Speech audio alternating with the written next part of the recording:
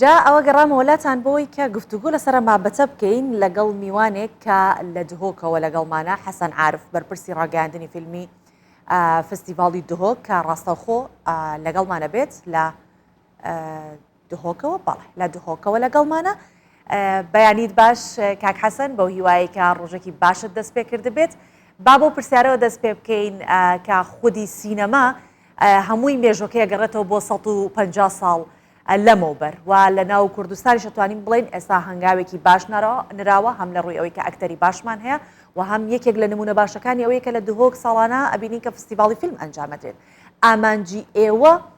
بۆ ئەنجامدانی ئەم جۆرە پرۆژە کولتوریە لە چیدایە ئایا بە پێویستی ئەزانن کە فیلمیش هاوشانی سیاست بتوانێت دۆزی کورد بەرەو پێشەوە ببات و بە جیهانی بناسێنێت؟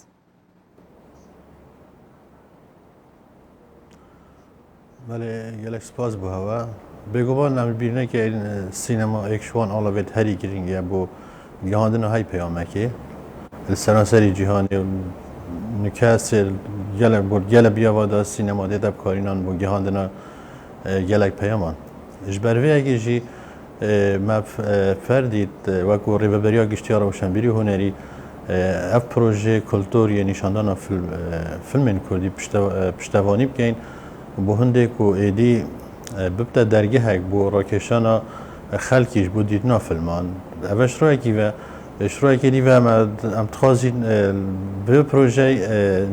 بینێرە سینەمای زێدە بکەین بڕاستیژی و لسانێت دەربازبووی دەمێ فیلمە فیستیڤال دەهێتە ئەنجامدان بۆ هەندێک تێتە دیتەن تاڕادێکی و بینەرە سینەمایەکێمە بەرهەندێژی ئەvە ئێکشوان دەرگەهێت گرنگە و ئێدی ئەم سەرنجە خەلکی ڕاکێشن و بینەرێ سینەمای زی دەکەین شڕایەکی دیڤژی gelek cara film dihêne çêkirin tinê wek deng û bas xelkê me agehî ji heye ku filmekî hatiye çêkirin û nayete dîtin eker carekê nav fîstîvalekê pişikdarî hebetin dîsa ve ev jî her êkşwan dergah bû hindê ku êdî xelkê xwe aşina bikeyên dîtina filmê Kurdî taybetî wan ew filmên yanî bûne xwedan çendîn xelak her dîsan şirayekê dîve me divêtin ku êdî rewşenbîriya sînemayê di nav xelkî da belav bikein û xelkê me heş çûna sînemayê bike û wekî her karekê dî. باشە کاک حەسەن ئێمە زۆر جار باسی ئەوواکەین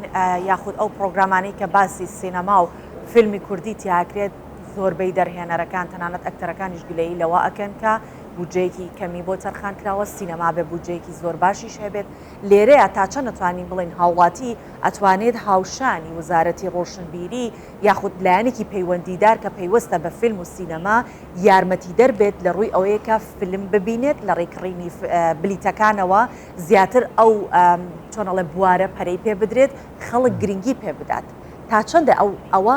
ئەکەوێتە یاخود با بڵین ئەم ئەرکاکەوێتە سەرشانی هاوڵاتیش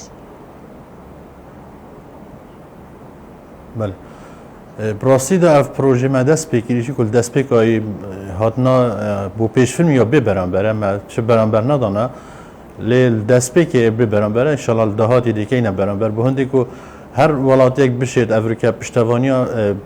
biyavê filmsaziyê bike seraserî Kurdistanê her hewlatiyekê bixwazit ku sînema pêş bikevit û sînema Kurdistanê berfir hebitin ew tişêt pirêka kirîna tikêtekê an çûna pêşfilmekî Kurdî di piştevaniya xwe derbirit bû bizava filmsazî bigiştî ji berhindê jî me divêtin ev rewşenbîriya dîl dev xelkê me durist bibitin ku demê ku çite pêşfilmekî bihayekê parê detin bû her bû piştevanîkirina filmsaziye bigiştî rojanet ekem fîstîvala sînemayê bikeyne nimûne her çende bihayekê remzî têde wergirtin ji xelkî bû dîtina filma lê baş e wek ta hedekî piştevaniyeka baş her bû fîstevalê hem bû biyavê filmsaziyê زۆر باشە کا حەسەن تا چەندە ئێوە تانەوێت ئەم پرۆژە کولتوریە پەرەی پێ بدەن تەنیا لە دهۆک نەبێت و بچەند هەواهەنگیەک بکەن کە لە شارەکانی دیکە هەمان با بڵێن فستیڤاڵ بەڕێوە بچێت و خەڵک سوودمەند بن لە بینین ئەو فیلمانە بەێ ئەگەر مەرەماتە ئەن پرۆژێ کەلتۆری نیشاندانە فیلمی کوردی بدیان فیستیڤاڵا سینەمایە بەڵێ هەر ئەم پرۆژێ نیشاندانە فیلمە پرۆژەی نیشاندانی فیلم بەڵێ بله بله بله براستی جا پنگاوایی که کمال دو کی دست بکریه و نکاجی ام بیر نگین پشتی اف پژی که کرورای بالاوا بوی ادی خلق گلک خواست السر جورا دیتنا فیلم های وقتی بجن سینما بگیری مال دو کی دست بکریه لی مرشنی نه ان شاء الله دهاتی دی پروژه گلک برفره بدن ام تشین جبر کو ام هر جهه گید مروف مدویت ام شی نشاب دین یعنی چشیانه تند مازن پینه بین برندجی يعني بمعنيته ان شاء الله دهات الجهندجي الكردستان اوی پروژه انجام بدین. باشه. نه بس تنه گریدای دهوکی بتن. زور باشه. و خلقی دیجیت قضای دی به مفادار بن. شتێکی دیکە هەیەویش هەر کەسێک هەر کارێک ئەنجام دەدات ڕۆیایەکی هەیە بەرچاوڕوونیەکی هەیە ئەزانێت کە ئەم کاری تا چەندە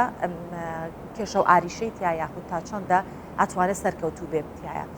لە ڕاگەاندنی پرۆژەیەکی لەم شێوە و نمایشکردنی فیلم تا چەندە پێتان وایە کە ئەتوانن کاریگەری بخەنە سەر ئەوەی کە بینەرێکی باشتر هەبێت و فیلمی کوردی زیاتر پەرەی پێ بدرێت. بله. براستی که پشتوانی ها بتم تایبەتیژی پشتوانی خلکی معکول دمی ام بونمونه میارا گهاندی همین روزن شنبه فیلم اگه کردی نشان دهین اگر پشتوانی خلکی محبت و بین صحیح نوان فیلم ها بگمان دی پروژه گرینگتر لیت و دشیم پتر پره پیبدین ام هندی گمانی نیم که انشالله خلکی ما پشتوان بتو بهتن گلم فیلم ها ببینید و بینر سینما ازیده بکن لی تشتکیدید ویره ده هیا پراستیشی نکه اف پروژه تیتا انجام دان جلای چند گنجه کن خوب بخش و تیتا انجام دان یعنی به هیچ پشتوانی که مادی ام بیجین هر چند تیتا پشتوانی کردن شلای ریبریا گشتی روشنبیری هنری و دابین کردن تکنیکا پیتوی لیسا دابین کردن جهی اول بن چتر فیلم فستیواله لی پروژه بشوی گشتی جلای هنده خوب بخش و تیتا انجام دان داخازمش خلکی مهیا کو پشتوانی وی پروژه کن دیسان داخازی همش فیلم ساز و سینما کارشی که هیا پشتوانی وی پروژه کن هر چنه بده دمت امتراد گهین بهینه پیش فیلم کی جبر کو گرینگیدان و بردامی وی پروژه ده مفاهی گرینگ هبش بو سینما کردی بگشتی. باشه. استا لم پروژه که راتانگیان دو و فیلم کان نمایش اکن چند فیلم بجداره هولی اوتان داوا که فیلم کان لهر چهار پارچه کردستان بنوات هەمووی کوردستانی گەورە بن یاخود فیلمەکان زیاتر تایبەت کراون بە پارچەیەک لە کوردستان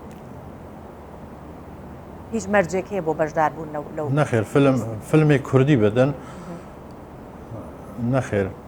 تنێ بەس فیلمی کوردی بدەن جل کوردستانی بەرهەمینا بچل دەرەوەی کوردستانی هەر پارچەکە کوردستانی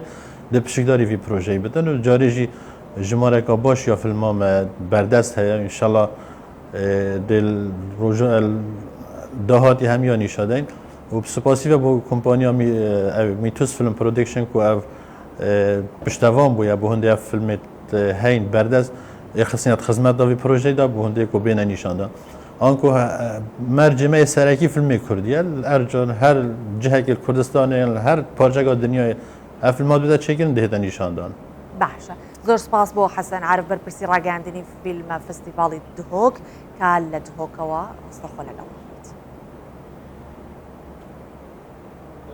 گەلێک سپاس بۆ هاوێش.